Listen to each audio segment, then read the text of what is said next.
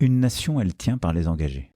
Tout à l'heure, vous avez évoqué le fait que les Français reposaient beaucoup sur l'État. Et moi, j'aime l'initiative, j'aime l'engagement. Et je trouve ça bien qu'on ait un État qui nous protège, qui nous soigne. Je trouve ça bien. Mais par moments, peut-être que je regrette que une partie des Français soit pas assez dans le DIY, le do it yourself, dans l'engagement, dans le fait de se responsabiliser. Qu'est-ce qu'on peut faire? D'abord, par l'exemple, ce que vous faites avec votre podcast va dans ce sens-là, c'est-à-dire de montrer ce que ça apporte. Mais après, moi, je le vois tous les jours.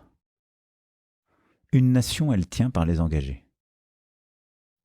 C'est d'ailleurs c'est une des raisons pour lesquelles je trouve qu'on est un pays extraordinaire, parce que on a à la fois un État fort dont on attend beaucoup, mais nous sommes une nation où il y a beaucoup d'engagement. La vie associative est forte, et les gens veulent ça, ça donne un sens à la vie.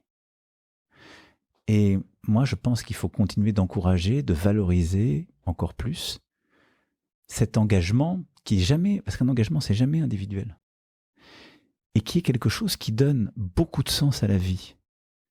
Et donc moi, je pense en effet que c'est la fameuse interpellation de Kennedy, demande-toi ce que tu peux faire pour ton pays. Elle est plus que jamais d'actualité. Parce qu'à la seconde où les gens se demandent ce qu'ils peuvent faire pour le pays, d'abord, ils le regardent totalement différemment et ils deviennent acteurs. Et je pense que c'est un des défis qu'on a collectivement. Et je pense que la nation, du très quotidien à des choses très grandes, a besoin d'avoir plus d'engagement et d'aller vers plus d'engagement.